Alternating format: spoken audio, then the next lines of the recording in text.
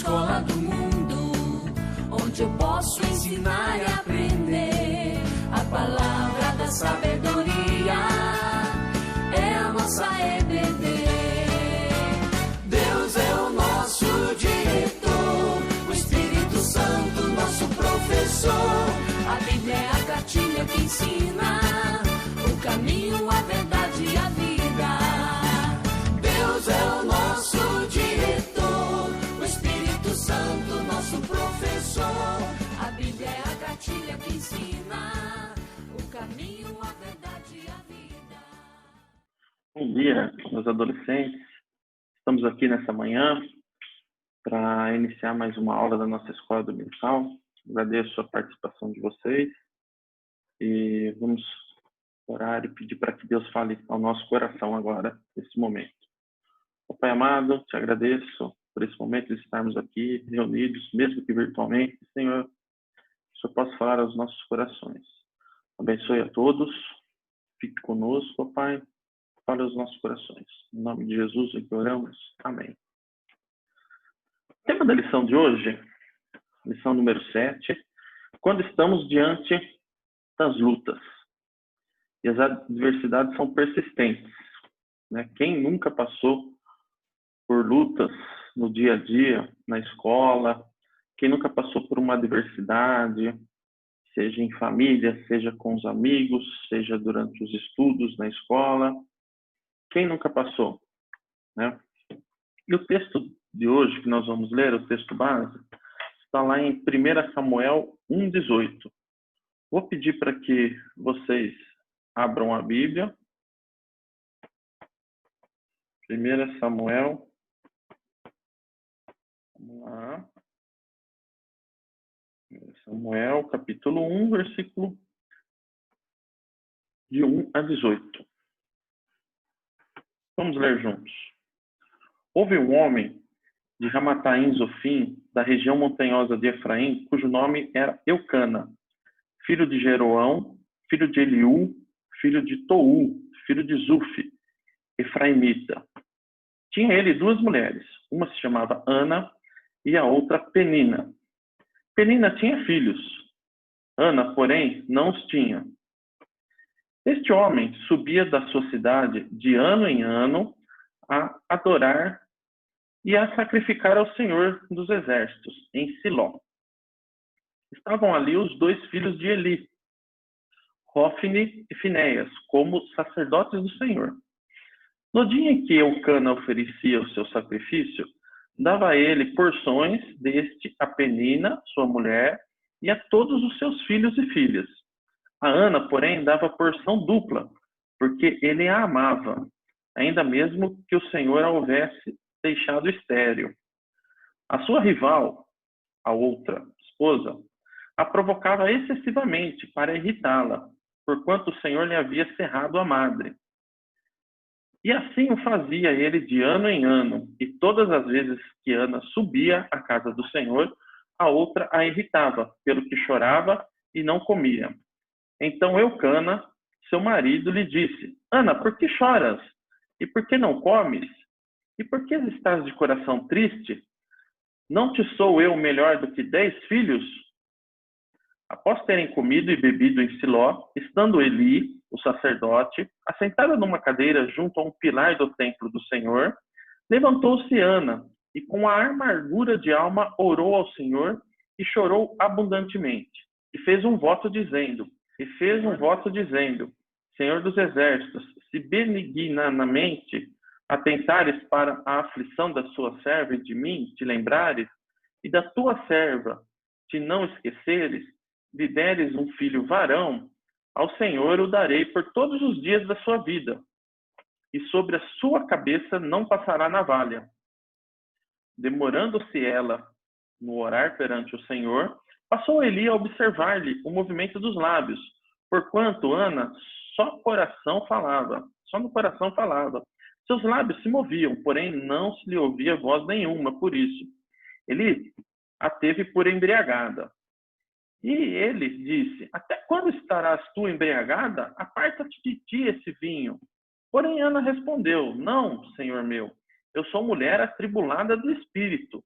Não bebi nem vinho, nem bebida forte, porém venho derramando a minha alma perante o Senhor.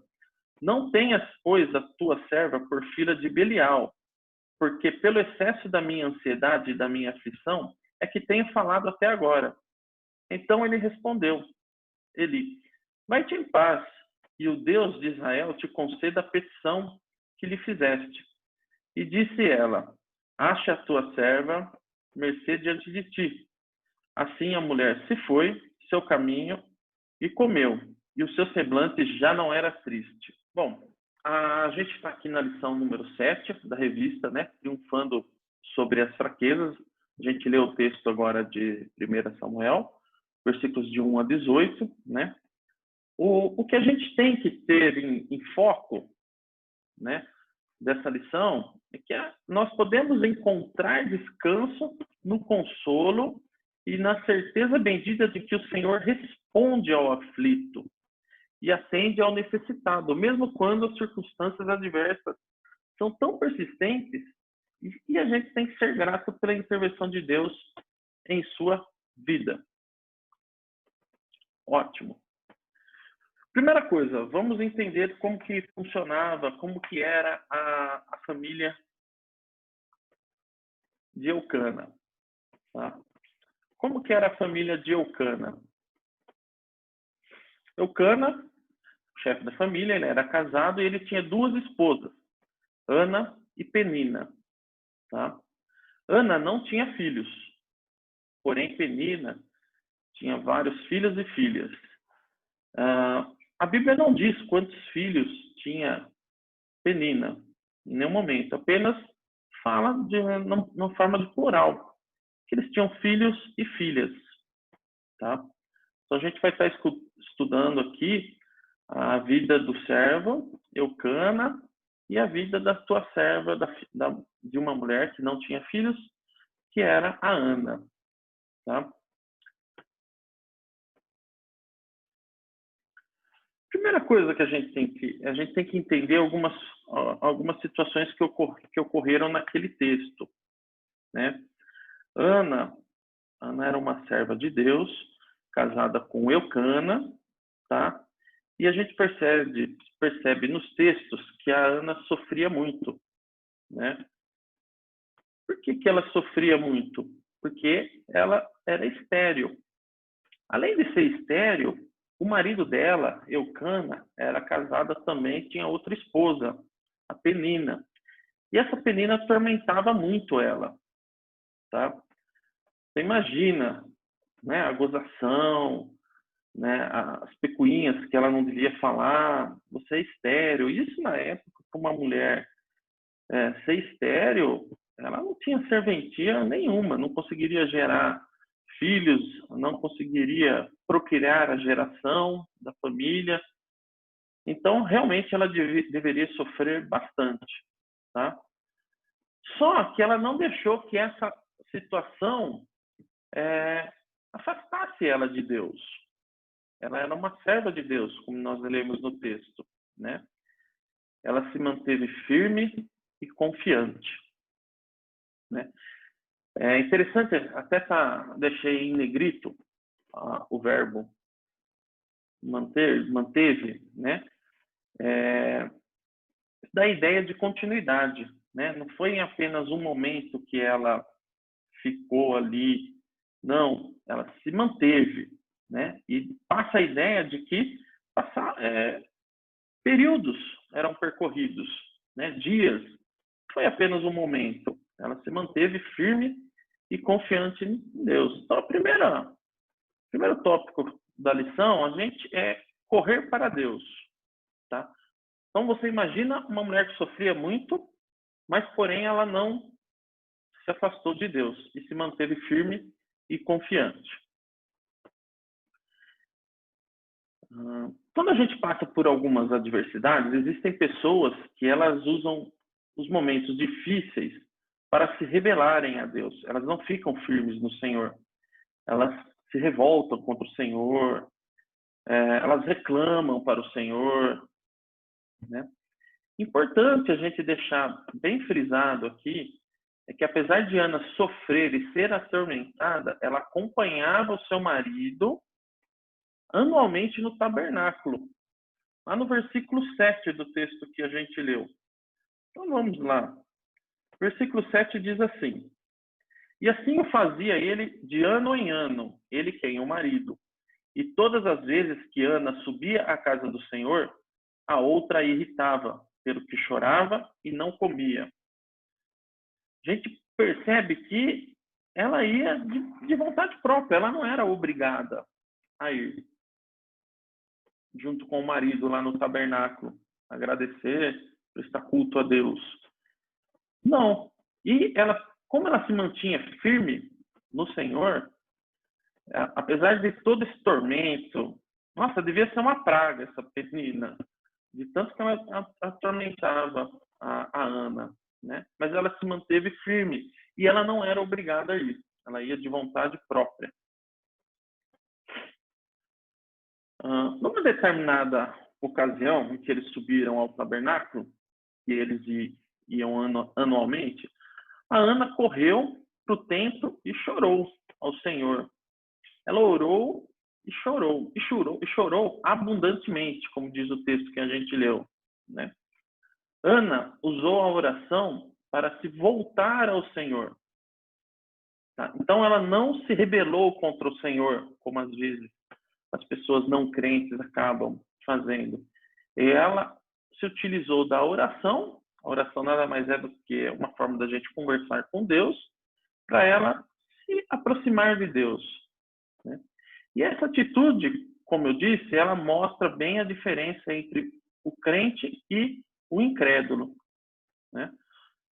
Todos nós passamos por aflições, né? Ela é comum a todos, tanto aos crentes quanto aos incrédulos também. E em determinadas situações, às vezes o crente sofre mais do que o descrente, né? A gente já ouviu muitas vezes experiências de pessoas que falam que sofrem bastante, que elas buscam a Deus, e às vezes realmente isso acontece, tá? Mas que fique claro, todos passam por aflições, por atribulações, tá? E existe a diferença do crente e do incrédulo. O crente, ele tem normalmente a obrigação, né? Por natureza, por vontade própria, de se aproximar ao Senhor em oração. O incrédulo não.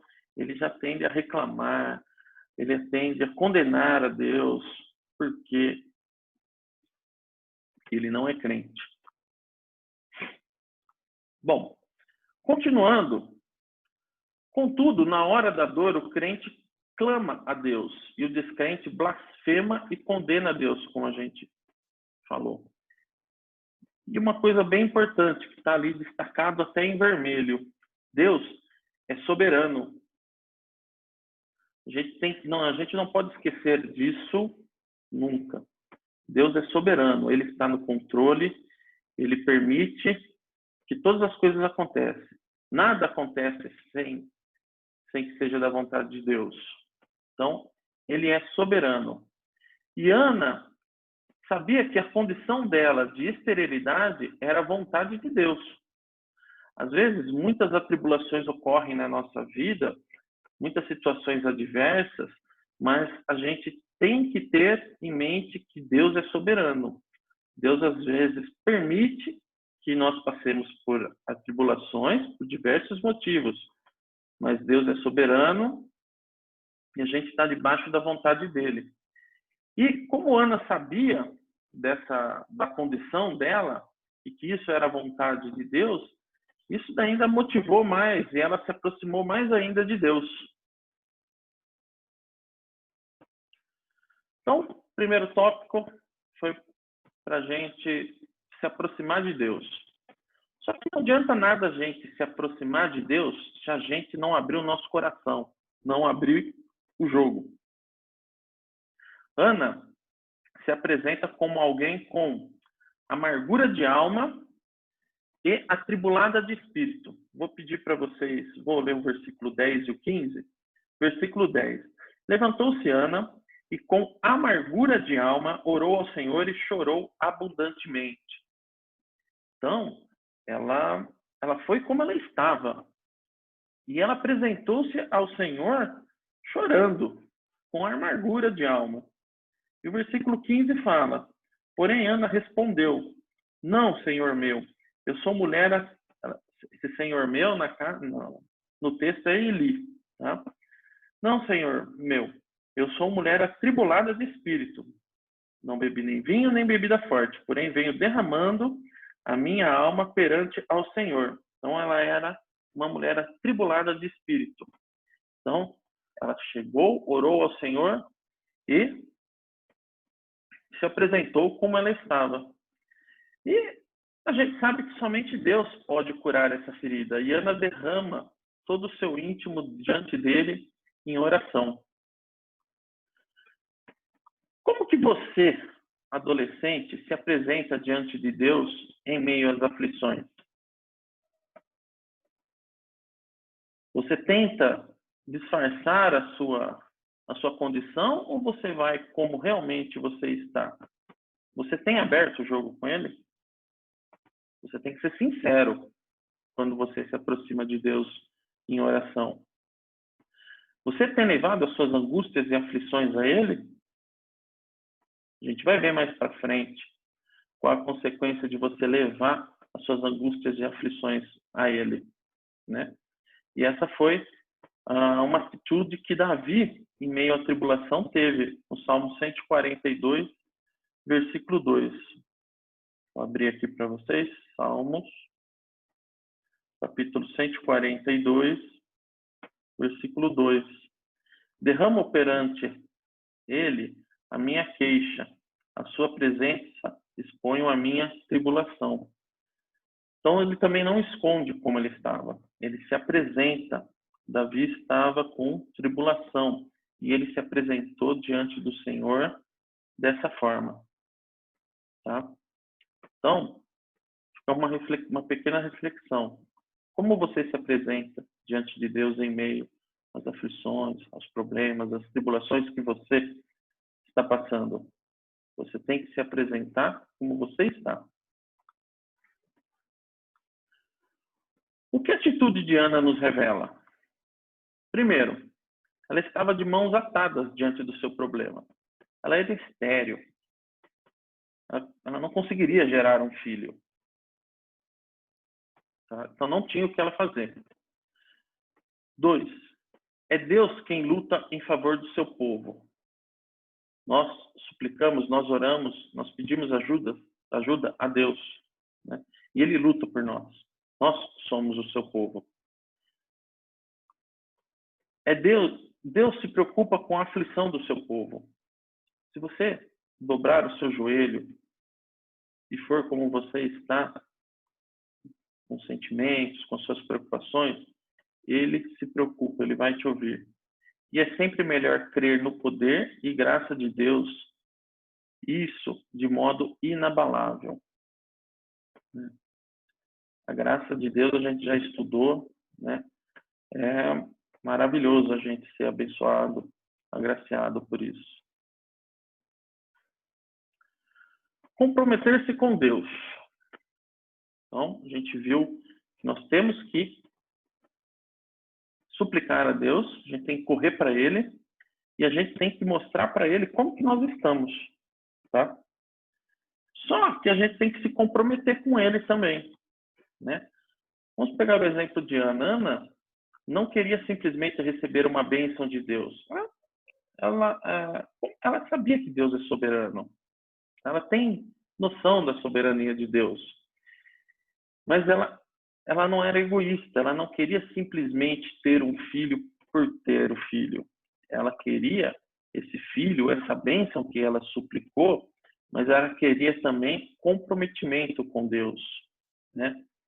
Em primeiro lugar, ela chega e se apresenta como uma serva. Em várias vezes do texto aqui, a gente vê ela se dirigindo, né, como serva de Deus mesmo, né, na sua oração. Segundo, após apresentar o seu pedido, ela fez um voto a Deus. E ela comprometeu a consagrar o seu filho a Deus por toda a sua vida. Quem teria coragem de fazer isso numa situação? Ninguém pensa que vai gerar um filho e vai dar esse filho, consagrar esse filho a Deus, né? Você tem que ser muito comprometido para poder realizar isso. E Ana era uma serva de Deus e ela comprometida com o reino de Deus, com Deus. Ela queria esse filho para que esse filho fosse abençoado e usado por ele no seu reino, da forma como ele quiser.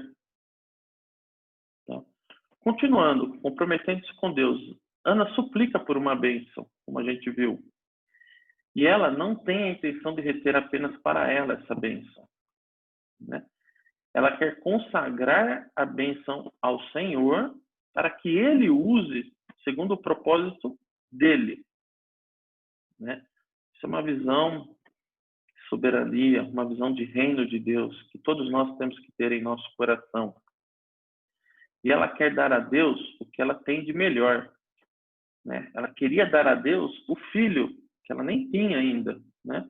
E outra, ela não tem garantia que ela teria outro filho. Não tem garantia nenhuma. Até então ela era estéril. Ela pediu um filho. Você imagina. Imagina que Deus vem e cumpre a promessa, escuta a oração dela, dá esse filho e ela se compromete com ele sem garantia de que teria outros filhos. É uma atitude muito honrosa, muito corajosa. Agora vem aqui. A gente faz a súplica, a gente busca Deus, a gente se abre com Ele, a gente se compromete. Só que isso, às vezes, leva um tempo, né? Para Deus, Deus escuta as nossas orações e Ele responde. Ou Ele responde de uma forma com um sim, que você pediu, com um não, né? Ou Ele fala, espera mais um pouquinho, não é agora isso, tá?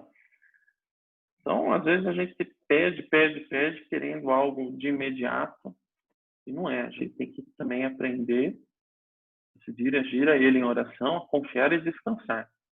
Ana expôs a sua dor, porém, ela praticou a confiança e descansou em Deus. Vamos ver os versículos 12 a 18 aqui. Deixa eu abrir aqui 1 Samuel de novo. Pronto. Demorando-se ela no orar perante o Senhor, passou Eli a observar-lhe o movimento dos lábios, porquanto Ana só no coração falava. Seus lábios se moviam, porém não se lhe ouvia voz nenhuma. Por isso, Eli a teve como embriagada. E lhe disse, até quando estarás tu embriagada? Porém Ana respondeu, não, Senhor meu, eu sou mulher atribulada de espírito, não bebi nem vinho, nem bebida forte, porém venho derramando a minha alma perante o Senhor. Não temas, pois a tua serva, por filha de Belial, porque pelo excesso da minha ansiedade e da minha aflição é que tenho falado até agora. Então lhe respondeu Eli, vai-te em paz, e o Deus de Israel te conceda a petição que lhe fizeste. E disse ela, ache a tua serva à mercê diante de ti. Assim a mulher se foi seu caminho e comeu, e o seu semblante já não era triste, né? Ana expôs a sua dor, e ela praticou a confiança e o descanso. E isso fez toda a diferença na vida dela, né? O texto que a gente leu, o último versículo, né? Finalzinho do versículo 18, a mulher se foi, seu caminho, e comeu. E o seu semblante já não era triste, né? Aconteceu o pedido? Aconteceu aquela petição? Não. Mas ela confiou. Não só confiou, ela descansou. Quando você descansa, você realmente seu semblante muda, você não é mais triste. E o caminho que ela tinha para retornar era o mesmo, nada tinha mudado. A situação da outra mulher de Eucana, ela ia ficar infernizando a vida de Ana, isso ia continuar, o contexto era o mesmo. Ela voltou lá para a mesma casa, o mesmo marido, né, para o convívio, né, e ela não voltou lá para ficar, para esperar por 1 ou 2 dias, não. Ela teve que aguardar vários meses. A gente sabe, uma criança demora em média 9 meses para nascer, né? Então foram 9 meses de muita espera, mas como ela soube confiar em Deus, ela descansou no Senhor. O seu semblante já não era mais o mesmo. Ela já não era mais uma mulher amarga e atribulada, pois ela soube confiar e principalmente descansar no Senhor. Ana já era outra pessoa, seu semblante já não era triste. Por quê? Porque em um momento de adoração, ela experimentou transformação. Ela experimentou a graça de Deus lá no seu íntimo. E o milagre da transformação aconteceu de dentro para fora. E ela pôde realmente descansar em Deus. E aprender a descansar leva tempo. Como eu falei, é um processo. E ele é como se fosse, fazendo uma analogia, como se fosse uma desmama de uma criança. Você não pode chegar para um recém-nascido e tirar o leite, ela do peito da mãe. A criança precisa dos nutrientes, ela precisa daquele leite. Você não pode, do dia para a noite, de uma forma abrupta, rúpida, querer praticar isso. Então, o descansar em Deus leva tempo, é um processo. Tá? Vamos ler aqui o Salmo 131. Salmo 131, versículos 1 e 2. Senhor, não é soberbo o meu coração, nem altivo o meu olhar. Não ando à procura de grandes coisas, nem de coisas maravilhosas demais para mim. Pelo contrário, fiz calar e sossegar a minha alma, como a criança desmamada se aquieta nos braços de sua mãe. Como essa criança é a minha alma para comigo. Né?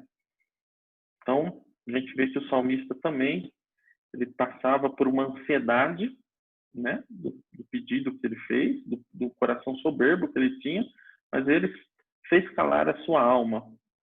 Né? Não é fácil a gente aprender a descansar no Senhor, mas a gente deve praticar isso no dia a dia, para que esse processo se concretize. Né? Segurança de tanta. Não sei se vocês prestaram atenção nas palavras que Eli disse para ela. Né? Uma pessoa normal, vamos voltar lá no texto, 1 Samuel, uma pessoa normal teria respondido com rispidez a Eli. Né? Que Eli estava ali ao lado dela e viu que ela estava orando, só que não saía nenhum som da boca, apenas ela mexia os lábios, ela estava orando, né, com seu íntimo para com Deus, e ele pensou que ela estava embriagada, né? E ele disse: até quando estarás tu embriagada? Aparta-te de ti esse vinho. Já julgou ela ali, né? Mas assim, a segurança que ela tinha por confiar em Deus era tanta que ela nem ligou para essas palavras do sacerdote Eli, né?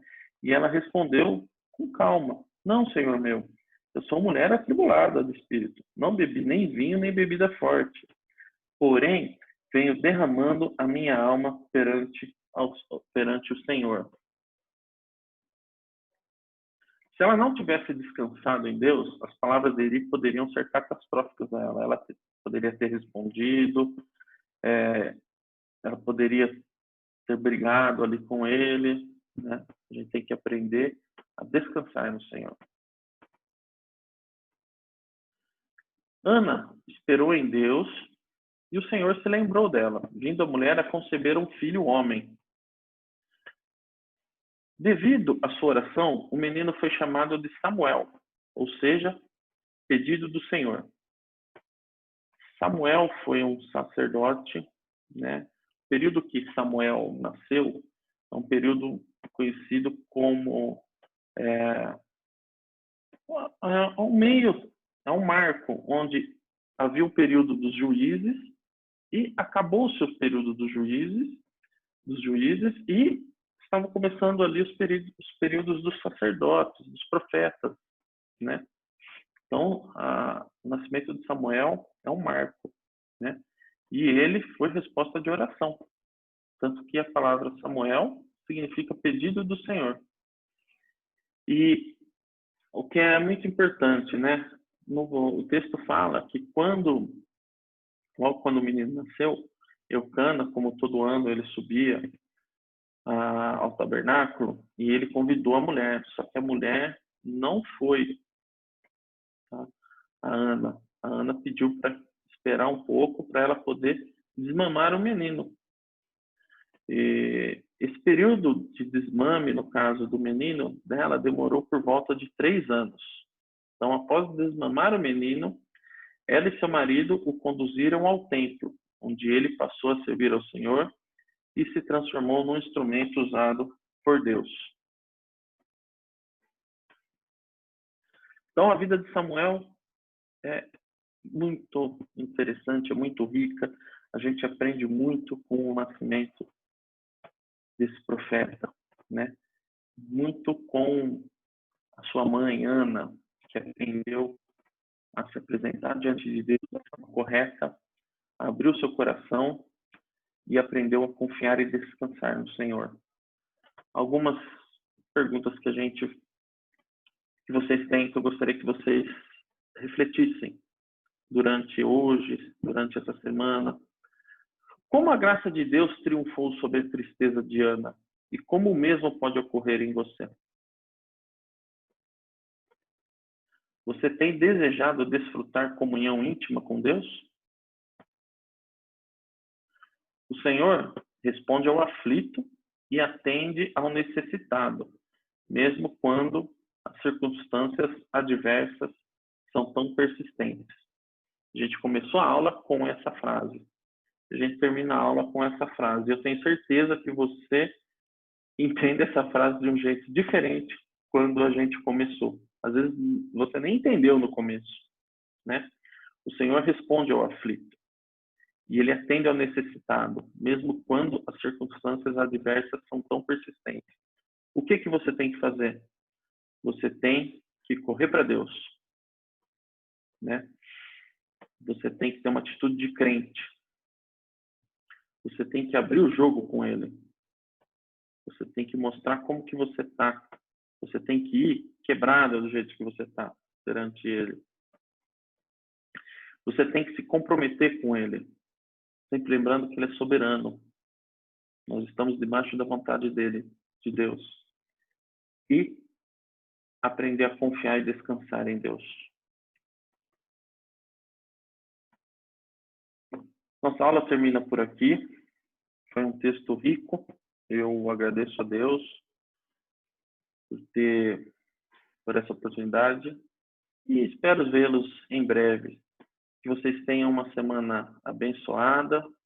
Um bom domingo a todos. Um grande beijo. Espero que essa pandemia termine logo para poder dar um abraço em todos vocês. Boa semana.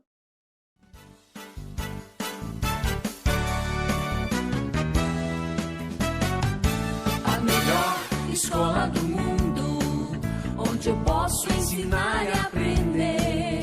A palavra da sabedoria é a nossa EBD.